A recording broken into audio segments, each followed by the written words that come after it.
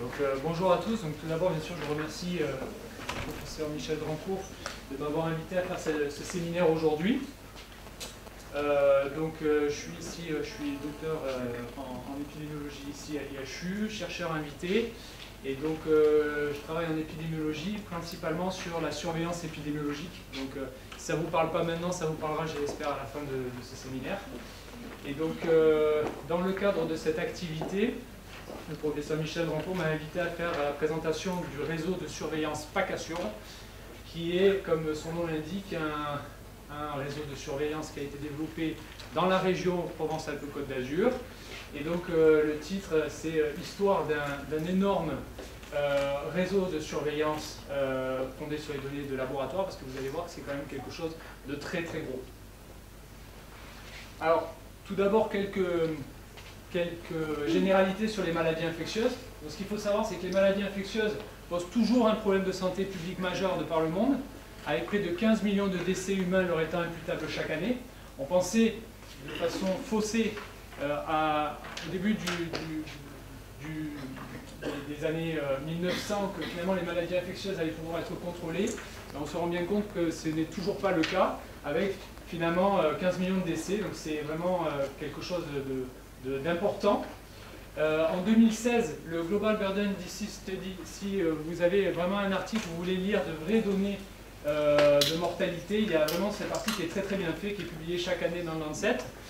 Et donc quand on regarde un peu plus de 50 pathogènes qu'ils ont inclus dans cette analyse, on constate qu'il y a 6,2 millions de décès qui sont imputables seulement à 50 agents pathogènes. Donc on voit qu'il y a une grande disparité en termes de décès selon les agents pathogènes.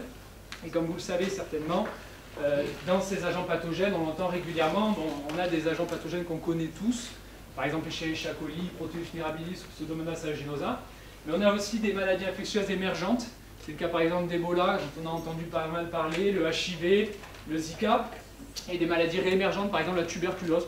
On pensait qu'on allait pouvoir s'en débarrasser, et puis finalement, elle revient en force et elle tue encore de nombreuses personnes. Donc, ce qu'il faut savoir, c'est que la mortalité associée aux maladies infectieuses est principalement due au fait qu'elles sont imprédictibles. On ne peut pas, actuellement, sur des modèles mathématiques, estimer l'apparition d'une épidémie à un moment donné. C'est pour cela qu'elle cause vraiment beaucoup de décès, parce que si on était capable d'estimer cela, alors à ce moment-là, finalement, il y aurait moins de décès. Et donc c'est pour ça qu'il est important de les surveiller, qu'il y a tout un champ de l'épidémiologie qui a été développé, qui s'appelle la surveillance épidémiologique. Donc la surveillance épidémiologique, pour vous faire simple, c'est la collecte continue, la compilation et l'analyse de données, avec à la fin la production d'une rétro-information, principalement pour les acteurs de santé publique, mais également pour les acteurs de la surveillance épidémiologique à un endroit donné, à un moment donné. Il y a deux stratégies de surveillance épidémiologique qui ont été principalement développées dans le monde. La surveillance dite syndromique, qui elle se fonde sur des données qui ne sont pas collectées à des fins de surveillance, et la surveillance dite disease specific surveillance, ou la surveillance traditionnelle, qui elle permet la surveillance spécifique de pathogènes, de maladies, de syndromes dans une population définie à un moment donné. Alors, au cours de ma thèse ici, on a fait une revue, je vous invite également à lire, vous avez la référence ici, où finalement on a recherché quelles étaient les principales sources qui sont actuellement utilisées dans le monde pour faire de la surveillance épidémiologique. Elles ont été réparties en fonction de la surveillance traditionnelle et de la surveillance syndromique. Et vous voyez ici en rouge que les données de laboratoire font partie des données qui peuvent être utilisées par les deux stratégies. Et donc ça, gardez-le bien en tête, parce qu'en l'occurrence, c'est là-dessus qu'on va vraiment se focaliser au cours de cette présentation. Alors ici, juste pour vous montrer, s'il y a certaines personnes ici qui sont sceptiques quant à l'intérêt de la surveillance épidémiologique, vous voyez ici, c'est tous les systèmes de surveillance qui ont été décrits entre janvier 2009 et juin 2014. On est quand même à 262 systèmes de surveillance utilisant des données de laboratoire. Donc c'est quand même monstrueux. Alors ici, non, ce n'est pas le 8e continent. C'est simplement les systèmes de surveillance internationaux, je ne savais pas où placer. Donc voilà, ils sont là, principalement mandatés par l'OMS. Mais vous voyez qu'on a vraiment un boom avec le pathogène le plus surveillé étant la grippe. Alors, on était ici conscient finalement de l'intérêt de la surveillance épidémiologique avec le professeur Didier Raoult qui était parti au CDC d'Atlanta et qui a finalement eu connaissance de cette stratégie de surveillance des maladies infectieuses. Et quand il est revenu, il a décidé que soit développé au sein de l'URMIT, maintenant c'est l'IHU institutionnalisé, mais à l'époque c'était encore l'URMIT seulement, que soit développé un système de surveillance pour surveiller finalement le corps laboratoire et le POC laboratoire. Pour certains, le POC laboratoire, corps laboratoire, ça ne vous dit pas, vous ne faites peut-être pas la différence, mais le POC laboratoire, c'est les tests de diagnostic rapide, et le corps laboratoire, c'est le reste, c'est le gros de l'activité, notamment de la PHM et des laboratoires dans le monde. Donc, EPIMIC, il a été développé dans Excel. Et ça, c'est quelque chose d'important parce qu'actuellement, toujours, hein, dans la littérature, on a été les seuls à faire ça. Quand on a donné ça aux reviewers, on a envoyé un papier décrivant un système de surveillance qui avait été produit dans Excel, on a eu beaucoup de questions quant à l'utilisation d'Excel, mais au final, quand on leur a montré que c'était vraiment pas cher et que ça permettait un développement rapide, ils ont été convaincus. Donc EPIMIC a été le tout premier à être développé selon ce modèle. Il a été développé à partir de novembre 2012 et il est depuis toujours utilisé au laboratoire. Il permet une surveillance complète de l'activité du POC et du corps laboratoire, enfin, aussi complète que cela puisse être fait, avec une organisation par syndrome et plateforme technologique, donc 8 syndromes et 10 plateformes technologiques. En tout, on surveille 290 items, donc ça c'était au moment de la publication, 86 agents pathogènes, 79 tests de diagnostic, 39 profils de résistance aux antibiotiques, et encore d'autres choses que je vous invite d'ailleurs, si vous voulez lire également cette publication, c'est très intéressant. L'algorithme de détection des événements anormaux, là c'était la moyenne plus ou moins des écartilles. Alors, ce qu'on fait, c'est que les internes, il y a des internes ici, je pense qu'ils savent très bien de quoi je veux parler, ils comptent chaque semaine, pour un ou plusieurs de ces items, le nombre d'échantillons testés est positif. Il enregistre dans un classeur Excel, et le programme compare automatiquement la valeur entrée pour un item donné à sa moyenne historique, plus ou moins 2 écartilles. Et il génère des alarmes qui apparaissent en rouge et en gras lorsque les valeurs dépassent le seuil calculé automatiquement par le programme. Et c'est comme ça qu'il émet des alarmes. Et donc cette stratégie-là, comme je vous l'ai dit, elle est rapide à mettre en place. Elle est tellement rapide à mettre en place et efficace qu'on a décidé de l'étendre. Donc ça, c'est le début de ma thèse, début 2013. On a décidé de développer 2 autres systèmes de surveillance. Un premier système de surveillance qui s'appelle BALIS pour The Bacterial Real-Time Laboratory Based Surveillance System, qui permet la surveillance des espèces bactériennes identifiées en routine à la PHM, et un deuxième système de surveillance appelé MARS pour The Marseille Antibiotic Resistance Surveillance System, qui lui permet la surveillance de la résistance aux antibiotiques.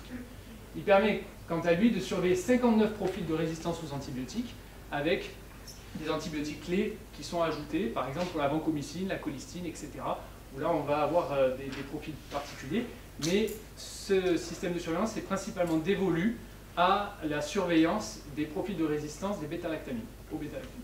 Et donc c'est 15 espèces bactériennes principalement qui sont surveillées par ce programme. Et donc, ces 2 systèmes ont été développés sous Excel et en utilisant la moyenne plus ou moins des écartilles, parce que du coup, on a vu que ça fonctionnait très bien. Donc à la fin, voilà ce qu'on avait, jusqu'à peu près la moitié de l'année de 2013. On avait 3 systèmes de surveillance qui collectaient des données de la PHM. Ces données étaient analysées par les programmes, puis généraient des alarmes. Ces alarmes étaient présentées lors d'un staff épidémiologique de routine qui est d'ailleurs toujours d'actualité. Et au cours de ce staff épidémiologique de routine, il pouvait y avoir une décision que soit davantage investiguer certaines de ces alarmes. Certaines, on sait que c'est pas vrai, mais d'autres, on ne savait pas, et donc on demandait aux CLIN, aux internes, aux biologistes, également aux thésards, de faire ces investigations et éventuellement mettre en place des rétrocontrôles pour éviter que le problème ne subsiste. Pour certaines de ces alarmes, lorsqu'elles étaient validées, elles donnaient lieu à des alertes qui étaient émises à l'Agence régionale de la santé. Alors, pourquoi je dis tout ça au passé, c'est parce que maintenant, on a un autre système de surveillance qui vient de s'ajouter. Donc finalement, vous prenez la même routine, mais vous y ajoutez PackAssure, et c'est exactement ce qu'on fait encore maintenant. Donc PackAssure, c'est ce que je vais vous présenter tout de suite.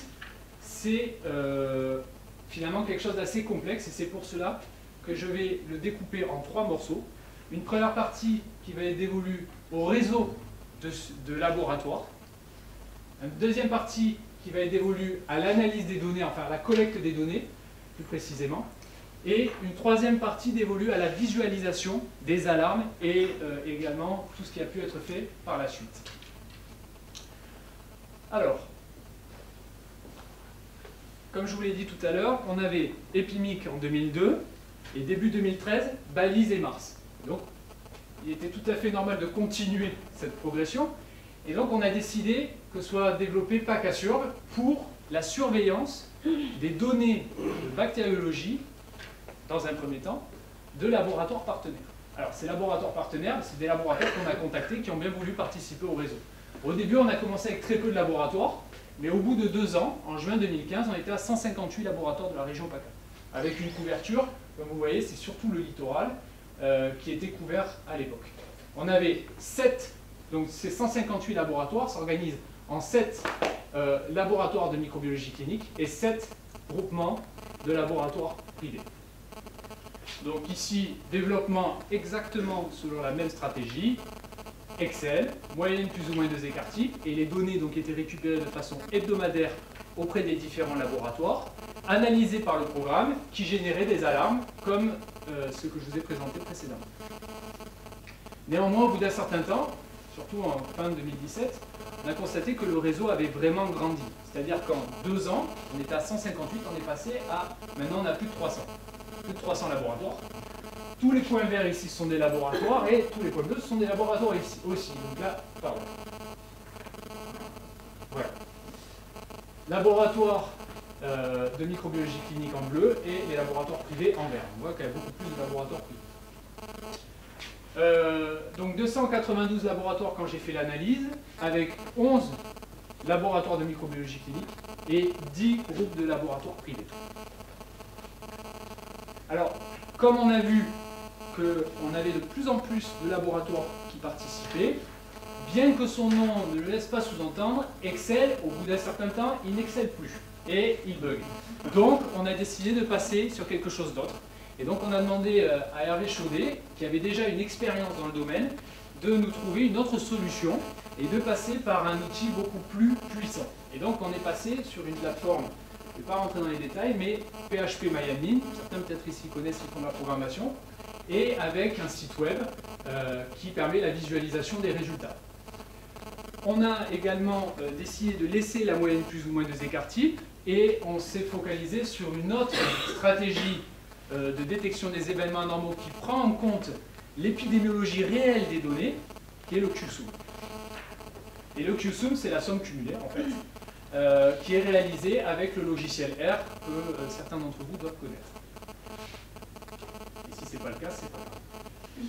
Donc, maintenant nous allons passer à la partie stockage des données. Comme je vous l'ai dit, on a tout d'abord le réseau de laboratoire et après on a le stockage des données. Donc le stockage des données, c'est assuré par une base que nous on appelle MIDAS. Alors MIDAS, c'est finalement un entrepôt de données où toutes les données des laboratoires qui sont envoyées chaque semaine sont stockées. Ça nous permet d'avoir un entrepôt de données propre, fiable, qu'on peut requêter quand on veut, et donc ça évite d'avoir des fichiers Excel à droite à gauche et à la fin on ne sait plus où on en est. Donc ça nous a permis vraiment de centraliser l'activité tout en permettant de la passer sur une autre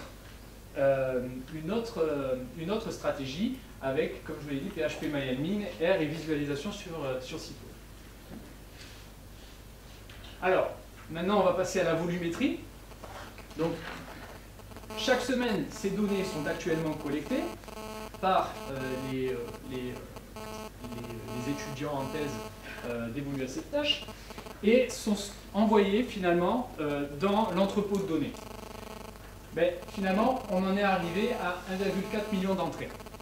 Donc ça, seulement sur 4 ans. Donc c'est déjà une bonne chose. Entrées positives et négatives, c'est-à-dire qu'il y a certaines entrées qui donnent résultats stériles et d'autres entrées qui donnent des identifications bactériennes et champignons. Ce qui est intéressant de voir sur ce graphique, c'est qu'on a une augmentation qui est constante. Comme vous pouvez le voir ici, bien qu'il y ait des décrochages à certains moments, ce n'est pas dans le sens de la décroissance, c'est dans le sens de la croissance. Donc c'est bon signe quand même quand on a un réseau et qu'on fait de la surveillance comme nous le faisons avec des laboratoires. Alors ici, vous avez les différents laboratoires, le nombre de laboratoires qui se sont inclus au cours du temps. Et on voit qu'il y a certains laboratoires qui ont plus été impliqués dans l'augmentation du nombre d'entrées que d'autres, notamment celui-là. Je ne sais pas lequel c'est, très certainement Mickaël doit le savoir, mais vraiment, voilà, on a des laboratoires qui sont plus impliqués que d'autres dans cette augmentation parce qu'ils ont une activité plus importante, tout simplement. Alors quand on regarde maintenant que les identifications bactériennes et champignons donc positives, que les données qui font référence à l'identification positive, on est à 383 000 lignes de données à peu près, principalement des espèces bactériennes mais aussi des champignons. Et là, toujours la même chose, on augmente, on augmente, on augmente. Quand on regarde finalement les espèces qui sont regroupées et qui sont identifiées par les différents laboratoires, on a en tout 615 micro-organismes différents. Parmi ces 615 micro-organismes différents, on a principalement des espèces bactériennes avec 560 espèces bactériennes différentes. Donc avec une forte prédominance d'Escherichia coli. Escherichia coli écrase tout, tellement qu'on a été obligé de l'enlever d'ici parce que sinon on ne verrait rien. Mais ça vous parle, je pense que ça parle à un certain nombre d'entre vous, c'est le word cloud. C'est vraiment pour visualiser. Le principe, c'est que les mots apparaissent plus ou moins gros en fonction des valeurs qui leur sont attribuées ici. Et donc on voit que finalement Staph aureus, Enterocoque faecalis, Klebsiella pneumoniae suivent après Escherichia coli. Alors j'ai fait pareil exactement pour les champignons, et c'est d'ailleurs dommage que le professeur Rank ne soit pas là, je l'avais fait pour lui. Mais en gros, voilà, on a également la même chose, par exemple pour un candidat albicans qui est très majoritaire, et puis après, directement, on diminue assez rapidement, et c'est pour ça que quand on enlève candidat albicans, on tombe très rapidement sur candidat glabrata qui est très gros, et puis après, voilà, des noms qui diminuent au fur et à mesure. Alors, vous le savez peut-être, ou pas, la région PACA, c'est 6 départements français. Donc, sachant cela, on a décidé de couper cette région en 3 aires géographiques. Une première aire géographique qui se concentre sur les Bouches-du-Rhône, une deuxième aire géographique qui prend les Alpes-Maritimes et le Var, 06 et 83, et une dernière aire géographique qui prend les Alpes de Haute-Provence, les Hautes-Alpes et le Vaucluse, 84, 04 et 05. Quand on regarde les identifications, on voit que c'est principalement les Bouches-du-Rhône qui sont représentées. Bon, c'est un peu là où on a la majorité des personnes qui vivent quand même de la région PACA, notamment Marseille, 1,5 million d'habitants avec sa banlieue et 800 000 habitants intramuros. Quand on regarde maintenant la répartition, comme je vous ai dit, on a des laboratoires privés et on a des laboratoires publics. Alors, de façon très intéressante, on a constaté que ce sont les laboratoires privés qui font la majeure partie de notre activité. Alors bien sûr, là, on a sorti la PHM. On a sorti la PHM, je tiens à le dire, parce que finalement, PACASUR n'a pas pour intérêt d'intégrer la PHM, sachant que la PHM est surveillée, elle, séparément avec balise. Et puis après, donc, voilà, les laboratoires publics. Quand on regarde maintenant l'évolution des rangs en fonction des aires géographiques, on voit de façon très intéressante qu'il y a certaines espèces bactériennes qui vont bouger selon l'aire géographique. Donc, par exemple, Staphylococcus aureus, qui est en 3e position dans les Bouches-du-Rhône, et bien, hop, il monte au niveau du 0,683 et du 0,485-84. Pareil pour Streptococcus agalactiae. Alors là, il est, je dirais, à la 7e position, il diminue à la 8e, puis hop, il remonte ici à la 4e position. Donc c'est très intéressant. Alors, est-ce que c'est lié à l'activité des laboratoires de ces régions, ou est-ce que c'est lié à une épidémiologie locale associée à l'aire géographique que l'on a définie? C'est encore des choses qui nous restent à étudier. De façon similaire, quand on prend les champignons, et bien voilà, on voit par exemple le Candida parapsilosis qui diminue et qui diminue encore. Donc vraiment une évolution qui est très très intéressante. Alors ça, c'est un autre outil que je vous invite vraiment à utiliser. Culture Mix, ils sont vraiment extraordinaires là-dedans, c'est le Césure. Pardon, le Cytoscape, autant pour moi. C'est dur, on y viendra tout à l'heure. Donc le Cytoscape, c'est un outil de visualisation qui permet de voir les spécificités ou les choses qui sont communes. Donc, pour faire simple, ici vous avez un anneau jaune. Cet anneau jaune, ce sont toutes les espèces bactériennes qui sont finalement communes aux 3 aires géographiques, ici. Et ici, donc, nous avons les spécificités. C'est très intéressant, parce qu'on voit que, par exemple, dans le 13, on a 108 espèces bactériennes qui sont spécifiques à Bouches-du-Rhône. À savoir pourquoi, ça c'est une grande question. 141 pour le 0683. Alors je vous ai mis aussi les indices de diversité de Simpson, en l'occurrence, en montrant que voilà, la diversité vraiment évolue d'une région à l'autre. Maintenant, une autre visualisation, cette fois-ci, laboratoire privé-public. On divise et on regarde. Donc là, de façon similaire à tout à l'heure, on a bien une évolution de rang en fonction du type de laboratoire que l'on regarde. Et quand on fait le Cytoscape, alors là, ça c'est très intéressant. Alors ça, c'est vrai qu'on s'est posé la question, pourquoi 194 espèces bactériennes étaient spécifiques au privé? Alors l'une des hypothèses, on s'est renseigné finalement sur l'activité de certains de nos laboratoires privés. Et alors là, on a eu une découverte absolument extraordinaire, c'est que certains ont élargi leur domaine de compétences aux vétérinaires. Donc finalement, c'est normal de trouver ici beaucoup plus d'espèces parce que finalement, ici, on a des espèces bactériennes pathogènes chez les animaux. Tout simplement. Et c'est pour ça qu'on a très certainement cette grosse représentation ici d'espèces bactériennes uniques dans les laboratoires privés. Alors maintenant, on a regardé en fonction du type de laboratoire, on a regardé en fonction de l'aire géographique, on va maintenant regarder en fonction du type de prélèvement. Donc, comme vous l'avez vu tout à l'heure, Escherichia coli est vraiment prédominante. Et ça se retrouve en partie ici, hein, puisque les Escherichia coli sont principalement isolés à partir des urines, principal agent pathogène retrouvé dans les infections urinaires dans le monde. Et au début, on avait 447 dénominations d'échantillons. Ça, c'est quelque chose qui peut-être ne vous parle pas, mais chaque laboratoire, plus ou moins, a son système de gestion d'information de laboratoire. Et donc, quand ils nous envoient leurs données, il y a un gros travail d'uniformisation des noms des pathogènes, mais également d'uniformisation des types de prélèvements, par exemple. Et donc là, ça a été le travail que j'ai fait. De 447, on est passé à 19 types, et c'est comme ça que j'ai pu vous produire ce graphique. Donc là, vous voyez, hein, ce que je vous disais tout à l'heure, 186 000 par rapport à 26 000, bon ben voilà, l'urine est énorme et mon culture est beaucoup plus petit. Et après, bien sûr, ça va décrescendo. Quand on regarde maintenant et qu'on fait le Cytoscape sur les types de prélèvements, on a constaté que, comme tout à l'heure, il y a des espèces bactériennes qui semblent être vraiment spécifiques de certains types de prélèvements au détriment des autres. Par exemple, dans les hémocultures, 32 espèces bactériennes différentes, avec un indice de diversité qui est vraiment haut. Ça, c'est très intéressant également. Quand on regarde, il y en a beaucoup qui s'intéressent aux fesses. Ben là, vous voyez qu'on a 26 espèces bactériennes qui sont spécifiques avec un indice de diversité de 0,92.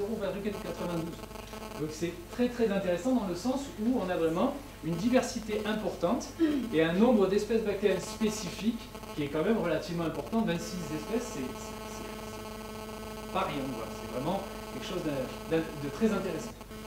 Quand on regarde maintenant sur les autres types de prélèvements, parce que du coup j'ai décliné pour tous les types de prélèvements, on observe que finalement le maximum qu'on ait, c'est au niveau des biopsies, où on est à 0,93, sachant que plus on est proche du 1 et plus la diversité est proche, donc là, est importante. Donc là, vous voyez que vraiment on a une très bonne diversité. Alors, PACAssure nous permet aussi de récupérer des données de résistance aux antibiotiques. Alors, on a pu ainsi récupérer pour l'instant 132 000 données de résistance d'antibiotiques. Le problème, c'est que pour la majeure partie, et c'est quelque chose qu'on va devoir voir avec les laboratoires, ils ont déjà défini des phénotypes de résistance particuliers. Et donc il va falloir qu'on essaye de récupérer l'ensemble des résultats, puisque quand on voit BLSE, déjà, si on veut nous y appliquer notre système de surveillance Mars au sein de PACAssure, il va falloir quand même qu'on récupère tous les résultats ici pour pouvoir le faire, parce qu'en l'occurrence BLSE c'est déjà un résultat traduit et on ne sait pas comment il a été fait, donc on ne peut pas le comparer avec nos données. Mais on a quand même des laboratoires qui nous envoient ces données qui nous permettent de le faire, donc c'est vraiment le travail qu'Ousmane va devoir réaliser prochainement, c'est vraiment d'inclure Mars dans PACASURB pour pouvoir réaliser la surveillance de la résistance aux antibiotiques. Alors, on a fait les données et le réseau de laboratoire, on a fait le stockage des données et la volumétrie, maintenant on va passer au système de surveillance en tant que tel. Alors voilà quoi correspond la visualisation qu'on a de PACASURB sous sa nouvelle version. Alors on a trois principales visualisations, ce premier tableau, ce deuxième tableau et cet ensemble. Ce premier tableau nous permet de voir quels sont les laboratoires qui, pour une semaine donnée, ne nous ont pas envoyé leurs données.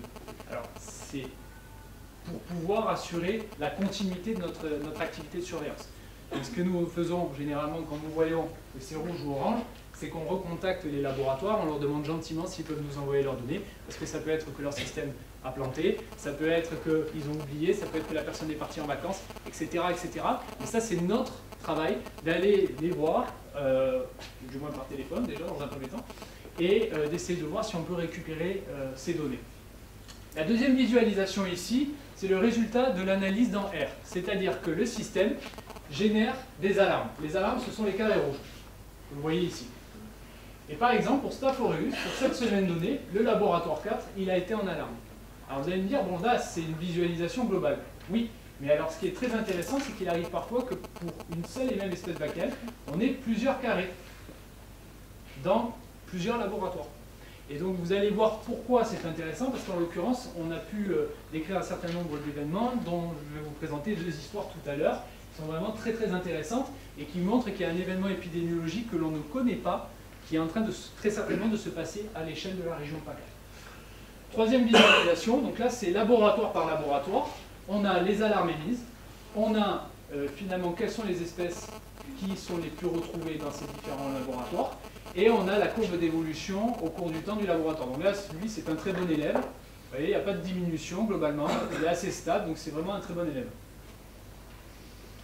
Alors, quand on regarde les alarmes qui sont émises par PACASURB, alors malheureusement, je n'ai que depuis juin 2017, on doit faire l'analyse rétrospective, mais ça demande bien sûr des ressources informatiques importantes et également que Hervé ait le temps de nous le faire. Mais depuis juin 2017, on a eu 315 alarmes qui ont été émises. Donc en 6 mois, 315 alarmes, c'est quand même très important. Pourquoi je dis en 6 mois? Je ne me suis pas trompé, c'est vraiment parce qu'on va de juin à décembre 2017, c'est là où j'ai arrêté mon analyse. Ces alarmes ont impliqué 56 agents pathogènes, principalement Escherichia coli, et 16 laboratoires, 16 groupements de laboratoires, laboratoires privés, laboratoires publics. Alors, ici, pas de grosse surprise, à part celle-là, Moraxella cataralis. Moraxella cataralis, on n'est pas, enfin, je ne pense pas, c'est sous le contrôle du professeur en cours, c'est assez étonnant de le voir devant Staph aureus par exemple, au niveau des alarmes émises, ou même avant Streptococcus pneumoniae. Donc là, ça c'est une question qu'on s'est posée avec Hervé, pourquoi Moraxella cataralis a été autant à l'origine d'alarmes que ça sur cette période. Donc ça c'est encore un événement qu'on doit investiguer sur la base des données de laboratoire. Quand je regarde maintenant la cinétique par semaine des alarmes, de façon très intéressante, on voit l'effet vacances d'été. Voilà. Donc là, les laboratoires ne nous envoient pas forcément leurs données à ce moment-là. Donc on part à la pêche, hein, je vous rassure. Mais du coup, là, on a eu un petit trou dans les alarmes. C'est pas dans les données, c'est dans les alarmes. Mais par contre, ils se sont bien rattrapés après. Donc voilà, on a vraiment des pics d'alarme. C'est très irrégulier, mais comme on vous l'a dit, il y a très certainement, bien sûr, cet effet-là, mais aussi une épidémiologie qui est très variable. On connaît finalement très peu de choses sur l'épidémiologie des espèces bactériennes et on en découvre encore heureusement beaucoup. Alors, j'ai fini la présentation de PACASURB. Maintenant, je vais vous parler des applications de PACASURB. Alors, PACASURB, il a un intérêt pour la communication. Tout d'abord, lors du staff épidémiologique de routine. Alors là, c'est pas PACASURB, c'est balise. Mais bon, c'est pareil. En gros, lors d'un staff épidémiologique qu'on fait chaque semaine, on présente les différentes alarmes, comme je vous l'ai dit tout à l'heure. Et donc on a un groupe de personnes qui sont impliquées dans la surveillance, qui valident ou non les alarmes avec les investigations, etc., etc. Donc ça, c'est la première étape de communication. Deuxième étape de communication, ce sont les laboratoires participants. Comme je vous l'ai dit, la surveillance épidémiologique n'a pas que pour objectif de collecter les données, elle a aussi pour objectif de tenir informés les participants du réseau. Si on veut s'assurer qu'ils continuent à travailler avec nous parce qu'on leur rend un service, il faut que nous leur rendions ces services. Et donc, ce service est rendu au travers de la production d'un bulletin épidémiologique hebdomadaire qui leur est envoyé par les étudiants qui sont avec nous dans l'activité de surveillance épidémiologique. Communication auprès des structures de santé publique régionales, principalement, et parfois nationales. Tout simplement parce que ce BEH peut être envoyé notamment à l'ARS. On a des rapports assez étroits avec l'ARS où finalement on leur a envoyé un certain nombre d'événements, notamment Clostridium difficile au 27, je ne sais pas si vous en avez entendu parler, on a eu un clone qui est apparu, et ceux qui travaillent dans la greffe fécale, vous savez très bien de quoi je veux parler, parce qu'en l'occurrence on avait quand même près de 50% je crois de létalité au départ, donc c'était vraiment monstrueux, et c'est quelque chose qu'on a détecté ici, grâce à Epinic. Donc au final, on a vraiment une interaction très importante avec l'ARS. Parfois, on a aussi le privilège de présenter ça à des personnes qui sont à Paris, par exemple, notamment le directeur général de la santé qui était venu ici et auquel nous avons eu le plaisir de présenter nos outils de surveillance. Alors, la communication au public. Alors là, j'ai parlé d'un sujet qui fâche. On a développé une activité depuis 1 an de décryptage de l'actualité avec les informations qui sont relayées dans les médias et dans la presse scientifique, principalement les informations de santé publique. Alors, vous savez qu'il y a eu un scandale dernièrement qui est le scandale Lactalis. Donc Lactalis, pour ceux qui ne savent pas, c'est le leader mondial des produits lactés pour enfants. Et il s'est avéré qu'en décembre 2017, ils ont été épinglés parce qu'il y avait finalement des produits qui étaient contaminés par une bactérie qui s'appelle Salmonella serotype agona. Cette bactérie, ils savaient initialement que certaines de leurs usines, une usine principalement, était contaminée par la bactérie, avec des contrôles internes. Ils n'avaient jamais retrouvé la bactérie dans les produits. Sauf que le problème, c'est qu'au bout d'un certain temps, la bactérie s'est retrouvée dans les produits et a donné lieu à des infections chez des nouveau-nés, avec des cas plus ou moins graves. Heureusement, aucun décès, mais on est quand même arrivé à 39 cas, 37 sur le sol national, et 1 en Espagne et 1 en Grèce. Alors, bien que l'événement finalement soit intervenu en décembre 2017, on a régulièrement, et franchement vous pouvez aller voir sur internet, vous verrez, Le Monde, 20 minutes, les Échos, etc., qui continuent à relayer cette information en masse et continuent à nous dire qu'il y a très certainement d'autres cas, qu'on leur cache des choses, que voilà, il y a des choses. Et bien sûr, il y a l'association des familles de victimes qui continue également à maintenir cela, parce que du coup, on parle d'elle. Le problème, c'est que de l'autre côté, on a Santé publique France qui met à jour sur son site internet que finalement, l'épidémie est terminée et qu'elle s'est terminée directement dans la foulée de l'événement. C'est-à-dire que les mesures qui ont été prises au niveau étatique et au niveau de l'entreprise pour le rapatriement des lots contaminés a permis d'endiguer complètement l'épidémie. Mais néanmoins, on nous parle toujours de près de 200 personnes infectées, etc. etc. Donc, le professeur Roud m'a un jour appelé et m'a dit « Bon, écoute, tu vas regarder ce qui se passe à l'échelle de PACA. » PACA, ce n'est pas la France, mais PACA, c'est quand même presque 5 millions d'habitants, 3e région la plus peuplée de France. Donc on s'est dit, si ça se voit en France, ça doit peut-être se voir quand même à l'échelle de la région PACA, parce que je pense que quand même Lactalis, ils vendent pas mal de produits ici quand même. Et donc, on a regardé les données, Salmonella, tout confondu, à l'échelle de la région PACA et de l'IHU. Regardez, si on regarde décembre 2012, ben finalement, on n'a jamais été aussi bas. Donc, il semblerait que sur toute la période ici, eh ben, on rejoigne plutôt la théorie de Santé publique France, selon laquelle l'événement est terminé. et qu'il n'y a pas de nouveaux cas.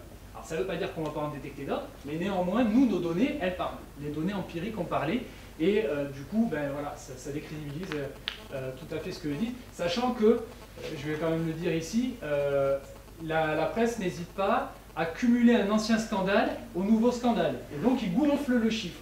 Mais au final, c'est toujours aussi faux. Donc, il faut faire attention à ce qu'on dit. Une autre communication que l'on fait, c'est la communication aux étudiants. Alors, c'est ce qu'on est en train de faire ici. C'est ce qu'on fait aussi auprès de la faculté de médecine et de pharma. Les données qui sont collectées par PACAssure peuvent être à l'origine d'un support pédagogique qui peut être utilisé justement pour informer les médecins, les pharmaciens et même les autres personnes, finalement, de l'épidémiologie réelle que l'on constate sur le terrain.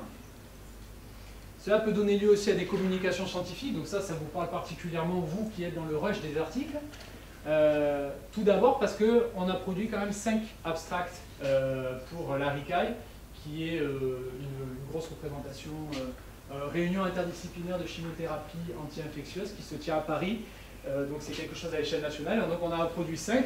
C'est pas énorme, c'est vrai, sur 3 ans, mais on va augmenter la cadence là, maintenant qu'on a pu globaliser toutes ces données. Et on a pu également publier des articles sur la base d'événements qu'on a pu identifier. Alors, je vais vous raconter 2 histoires. Une première histoire qu'on a détectée entre février et mars 2015. Donc en fait, entre février et mars 2015, on a identifié 6 alarmes émises par PACAssure, impliquant 5 laboratoires. Et ces alarmes impliquaient toutes la même espèce bactérienne, Enterocoque faecalis. Donc, à la suite de ça, le professeur Haute a dit « Regarde les données qu'on a entre janvier 2014 et avril 2015 pour tous les laboratoires impliqués. » Et on a pu constater que sur les 3271 infections à Enterocoque faecalis, c'était principalement des infections urinaires. Alors on n'avait pas, on ne savait pas, on suspectait la possible transmission zoonotique de cet agent pathogène, mais il manquait encore des données pour le faire. Alors là, ça a été la première étape. La première étape, ça a été de faire une revue sur la base de l'événement. Donc on a finalement mis ici les alarmes pour chacun des laboratoires, et on voit que on a vraiment une augmentation dans chacun des laboratoires. Et quand on a regardé l'évolution au cours du temps des infections globales et des urines, on a pu constater que la majorité augmentait dans le temps, vous voyez, avec des petits p qui étaient vraiment bas. À la suite de ça, il y a eu d'autres investigations qui ont été faites, notamment on a regardé sur la base des données que l'on a, à l'échelle au moins déjà de Marseille dans un premier temps, et de la région marseillaise, quelles étaient les aires géographiques les plus concernées. Et on a constaté que c'était principalement le 15e. Alors dans le 15e, on mange principalement du poulet. Et donc on s'est demandé si finalement ce n'était pas un transfert de l'agent par transmission zoonotique via le poulet. Et donc on est allé, on a envoyé des étudiants faire des écouvillons auprès du marché aux puces, dans le 15e, et on a constaté que certaines des souches qu'on avait identifiées ici étaient extrêmement proches des souches chez le poulet. Ce qui nous amène à suspecter que finalement, Enterocoque faecalis aurait été transmis de façon via la nourriture par très certainement du poulet qui était mal cuit et donc qui a été à l'origine de cette augmentation, sachant que cette augmentation, puisqu'on l'observe assez régulièrement. Donc il va y avoir un autre effet qu'on n'a pas encore identifié, mais là c'est vraiment une forte suspicion d'un transfert zoonotique. Une autre histoire. Donc là, on va encore plus loin en décembre 2014. Donc là, cette alarme a été émise par balise, mais PACAssure a eu son rôle dans l'histoire. En décembre 2014, on a eu balise qui a émis plusieurs alarmes consécutives pour la PHM concernant Staphylococcus saprophyticus. Alors lui aussi, impliqué principalement dans les infections urinaires, désolé mesdames. Donc on a regardé les données qu'on avait de la PHM entre janvier 2002 et décembre 2015, et on a pu identifier que c'était voilà, 888 Staph saprophyticus qui avaient été retrouvés dans les infections urinaires. On a décidé d'étudier l'évolution au cours du temps de Staph saprophyticus. Alors on a été sidéré de voir qu'il augmentait dans le temps. On s'est demandé si c'était un effet laboratoire, recrutement, tout simplement l'ouverture d'un autre service qui aurait pu ramener davantage de personnes vers la PHM, ou un changement de mœurs de la part de la population marseillaise. Et donc on l'a retranché par rapport au nombre d'Escherichia coli, qui est la bactérie qu'on retrouve le plus, et on observe quand même cette augmentation. Donc ça, déjà, c'est un premier élément. Il semblerait, sur la base, ne serait-ce que de ce graphique, qu'il y a un événement épidémiologique sous-jacent inconnu. Alors là, Hervé s'est particulièrement amusé à regarder les spectres Manitoff des souches. Alors on a pris 240 souches qui avaient été identifiées à la PHM, et par le biais du réseau PACASURE, on a demandé à un de nos laboratoires partenaires, à Nice, de nous envoyer des souches qu'ils avaient identifiées chez eux dans des infections urinaires. Tout ça, ce sont des infections urinaires à Staph saprophyticus. Et là, on a observé ceci, très intéressant. Ici, en rouge, vous n'avez que des souches de Marseille. Et vous voyez que ça ségrègue très très haut. Donc, forte suspicion d'un clone. Un clone de Staph saprophyticus qui serait à l'origine des infections urinaires qu'on a constatées avec l'augmentation au fil de l'eau. Alors, pourquoi je dis qu'elles ont ségrégé ici? Parce que tout simplement, on a mis aussi les données de Nice. Mais les données de Nice, elles sont là. Donc vous voyez qu'il y a vraiment quelque chose qui se passe. Et ça ségrègue très très haut. Alors, il y a quelques souches de Staph saprophyticus, quand même, de Marseille, pour les sceptiques, qui se retrouvent ici. Donc vraiment, il y a l'air d'y avoir quelque chose de très particulier, avec un clone qui a émergé ici, et ici, finalement, les autres souches qui n'étaient pas du même, même clone, hein, possiblement, qui se sont retrouvées au milieu des autres souches. Donc finalement, on a une forte suspicion à la suite de ce travail, d'ailleurs il y a encore des études qui sont en train d'être faites, qu'on a eu finalement un événement clonal avec un clone de Staph saprophyticus qui s'est répandu dans la communauté et qui a entraîné une augmentation des infections urinaires à l'échelle de Marseille. Alors, d'autres utilisations de PACASURE. Alors, PACASURE, est-ce que quelqu'un connaît le césure? Levez la main. Ok, il n'y en a pas beaucoup. Très bien. Alors, le césure, c'est la collection de souches de l'urmite. La collection de souches de l'urmite, donc vous savez que Pasteur a sa collection de souches, la TSMZ aussi a sa collection de souches, et bien l'urmite a aussi sa collection de souches. Et donc là, c'est sur la base de ce que moi j'ai pu récupérer via Hervé, on est à peu près à 1400 pathogènes ou microbes différents référencés dans le césure. Alors, ce qui est très intéressant, c'est que PACASURE, comme je vous l'ai dit tout à l'heure, on a la surveillance des espèces bactériennes par laboratoire. Mais PACASURE a aussi un mouchard où il nous dit si l'espèce bactérienne est retrouvée dans le césure. Ça, c'est très intéressant, parce que quand vous faites un souchier et que vous avez besoin de l'implémenter, et que vous avez d'autres laboratoires qui participent et qui ont des activités très diverses, vous pouvez leur demander leur souche. Et c'est ce qu'on fait. Donc quand on a une souche qui n'est pas présente dans le césure, on leur demande simplement la souche. Et donc on augmente notre souchier, et la prochaine fois que vous travaillerez sur les espèces bactériennes du souchier, bah dites-vous que peut-être certaines ont été récupérées grâce au réseau PACASURE. Un autre outil, alors bon, ça c'est mon petit dada. En fait, initialement, quand on faisait des investigations sur la base de PACASURE, comme je vous l'ai dit, c'était des fichiers Excel qui étaient éparses, etc. Donc on a essayé déjà d'améliorer ça en regroupant tout dans Midas. Maintenant, l'investigation, elle est quand même lourde. Et quand on ne connaît pas la programmation, c'est quand même intéressant d'avoir quelqu'un qui est capable de faire quelque chose pour faciliter le travail. Donc ça, c'est un travail que j'ai fait de mon côté pour justement faire un outil d'investigation rapide des données de PACASURE en temps réel. Donc en gros, on sélectionne notre espèce bactérienne ici, on sélectionne notre laboratoire qui est dans le réseau PACASURE, on sélectionne notre période, et on a ça. Pour l'espèce bactérienne donnée, on a d'une part finalement un graphique qui a été produit dans R avec des tests statistiques à l'appui. On a les prélèvements positifs, les sex ratios, les classes d'âge, etc. Et on a également un test qui nous permet de savoir par exemple s'il y a une saisonnalité observée pour l'espèce bactérienne. Donc c'est très intéressant puisqu'au final on peut répondre à un certain nombre de questions et donc libérer du temps après pour faire autre chose, pour voir même publié sur la base de cet outil. Donc, en conclusion, j'espère que j'ai perdu personne. Ce que vous devez retenir sur PACASURE, c'était un réseau de surveillance unique en France. On est les seuls à avoir fait ça. En Europe, il y en a eu d'autres. Alors notamment le Dutch National AMR Surveillance System, un système de surveillance au niveau de l'Angleterre et du Pays de Galles, et un en Belgique. Alors, je me suis juste amusé à référencer un certain nombre d'éléments, et alors, de façon très intéressante, déjà, on est ceux qui, visiblement, avons le plus de partenaires. 292.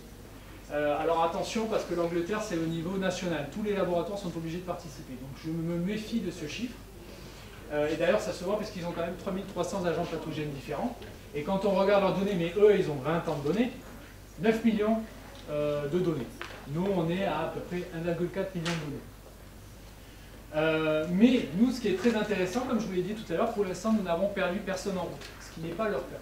Quand on regarde à leur niveau, on a pu voir que certains des participants avaient finalement arrêté d'envoyer leurs données. Et ça, c'est dommage parce que finalement, si PACAssure existe, c'est grâce aux partenaires. Et on a besoin de leurs données pour continuer à faire cette surveillance. Donc, voilà. Et donc, eux, ils parlent vraiment de ce problème-là. Donc, nous, on a vraiment essayé on essaye vraiment d'être le plus réactif possible. Quand il y a un laboratoire qui ne participe plus, on n'attend pas plusieurs mois, on va vraiment très rapidement poser les bonnes questions auprès des différents acteurs. Alors, qu'est-ce qu'il nous reste à faire à ce sujet? Mais tout d'abord, inclure davantage de laboratoires, parce que PACAssure a encore pour objectif de grandir. On a ajouté notamment le CHU d'Arles, donc là ça a été une bonne pêche, puisque du coup on a réussi à les arracher à Nîmes et à Montpellier. Bien sûr, on doit encore inclure les laboratoires dans le réseau, parce qu'il y a certains laboratoires, les données là que je vous ai présentées ne sont pas exhaustives, il y a encore d'autres laboratoires à inclure dans le hub dans Midas. Et comme je vous l'ai dit tout à l'heure, on a pour vocation de faire de la surveillance de la résistance bactérienne et de la virologie, mais actuellement c'est encore à l'échelle micro. Voilà, on a encore pas mal de travail. Alors maintenant, je vais finir par remercier tout le monde. Alors, ne vous offusquez pas si vous n'avez pas votre photo. Les 3 petits pois qui sont ici, la pensée y est. Donc je veux vraiment remercier tout d'abord le professeur Didier Raoult, le professeur Jean-Marc Paulin, Philippe Colson et Hervé Chaudet, vraiment parce que c'est vraiment le cœur de cette activité de surveillance au niveau de PACAssure. Les anciens étudiants, Michael Éluard qui est ici présent, qui a vraiment participé à l'élargissement progressif de PACAssure. Les nouveaux étudiants, c'est bien, il n'y en a aucun ici présent, mais c'est pas grave. Ousmane Diallo et Thérèse Dieng, et puis finalement les externes qui se sont succédés, qui nous ont vraiment beaucoup apporté. Je vous remercie.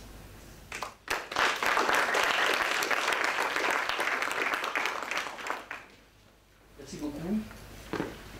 Alors, est-ce qu'il y a des remarques, peut-être pas, des questions par rapport à l'histoire de Arles, je ne comprends pas pourquoi vous n'êtes pas un réseau de réseau.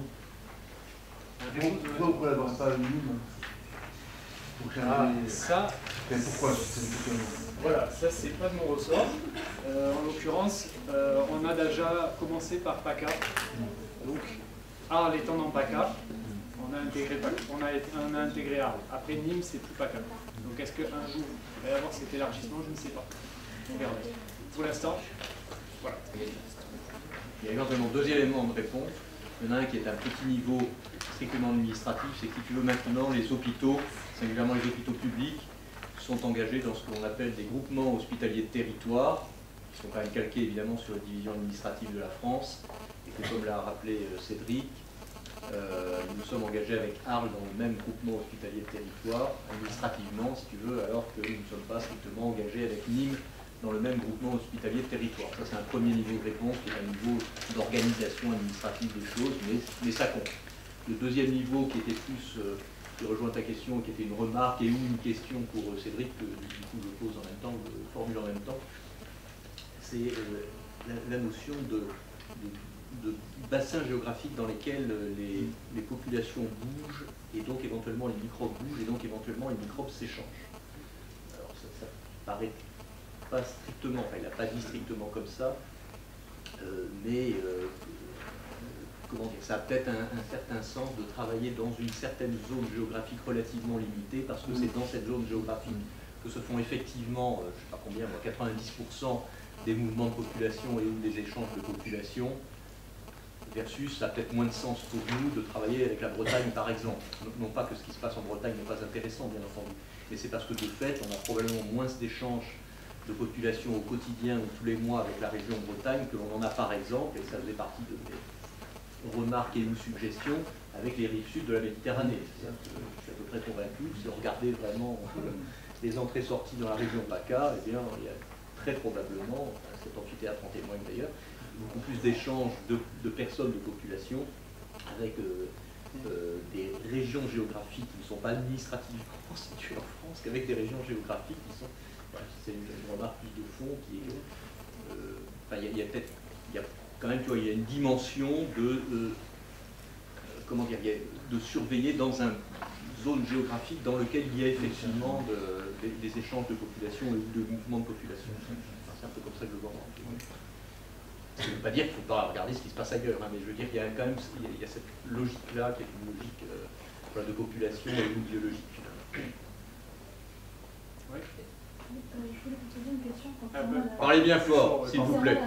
la surveillance de la résistance aux antibiotiques. La plupart des laboratoires sont équipés du CIRSCAN.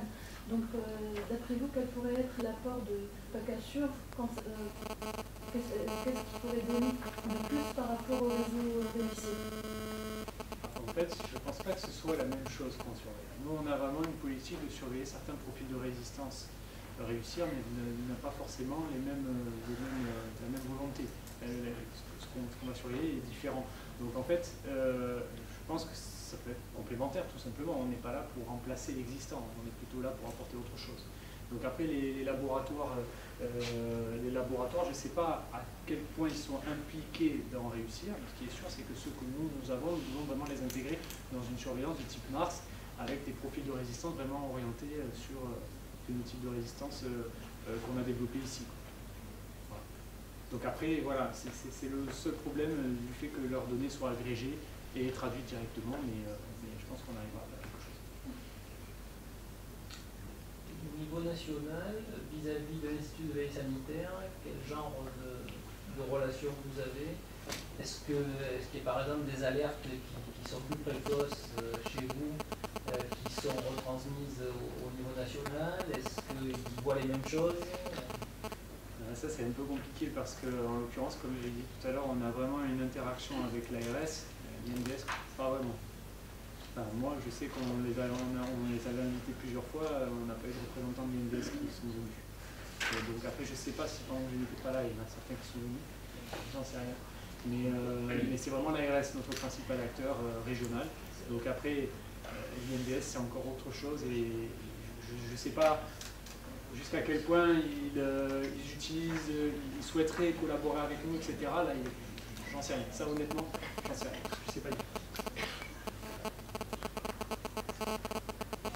Pour l'instant, les informations sont donc relayées par l'agence régionale. Charge à elle.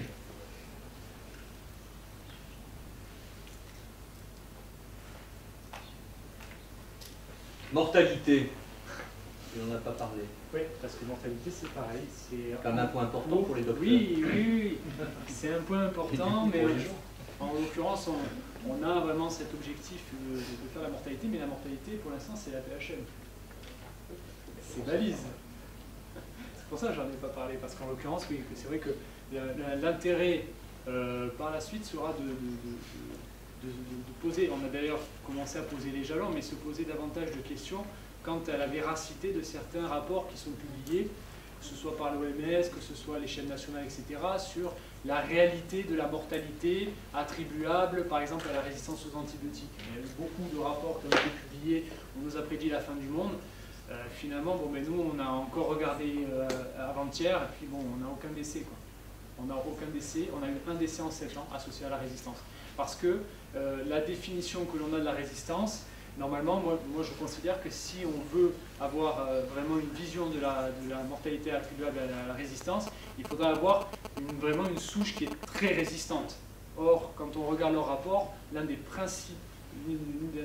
principaux défauts qui sautent aux yeux, c'est que finalement, ils définissent qu'une bactérie qui est résistante à 2 ou 3, ben, ça suffit. Mais alors du coup, après, les études d'attributabilité, etc., là aussi ne sont pas faites.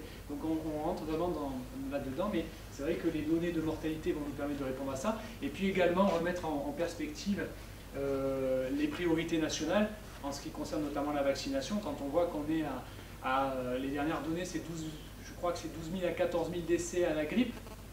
On nous parle beaucoup de la rougeole, mais la rougeole, c'est très peu de décès par an. C'est 1 ou 2 décès. Et donc, voilà, c'est tout un combat, mais en l'occurrence, c'est pas l'objectif pour l'instant de PACASURE, c'est plus à l'échelle de l'IHU qu'on essaie de faire ça. Oui. Moi j'ai une question, est-ce que tu pourrais intégrer dans ta base de données, rajouter genre une colonne pour des analyses qui représentent des pathologies non infectieuses qui sont liées aux infections? Par exemple, IgE, vis-à-vis de vache. On sait que les nourrissons infectés développent plus facilement des allergies aux vaches. Alors, tu pourrais faire ça? Ça, en l'occurrence, ça dépend des données qu'on nous envoie. Nous, ce qu'on a vraiment, focalisé. Si le labo te les envoyait, tu pourrais les adapter. Oui, je pense. Après, je ne sais pas si vraiment PACASURE a ce cœur de métier-là, sachant que nous, c'est vraiment l'infection brute. mais ça peut être... voilà, il n'y a plus qu'à le proposer. En staff épidémiologique à 8 h du matin, mardi. Le rendez-vous est pris. Non, mais c'est un élément de réflexion important. Je ne sais pas si c'est ça spécifiquement qu'il faut faire, mais techniquement, il n'y a pas un problème pour le faire. Le point important, c'est ce que tu nous présentais au départ, c'est que, y compris lorsque on s'intéresse au phénomène infectieux, il peut y avoir de l'information qui vient de paramètres qui ne sont pas immédiatement reliés ou de façon évidente reliés aux infections. C'est-à-dire que, par exemple, la surveillance que l'on ne fait pas, je crois, actuellement, la surveillance de consommation des médicaments au sens large, pas spécifique, pas uniquement des médicaments infectieux, peut être une source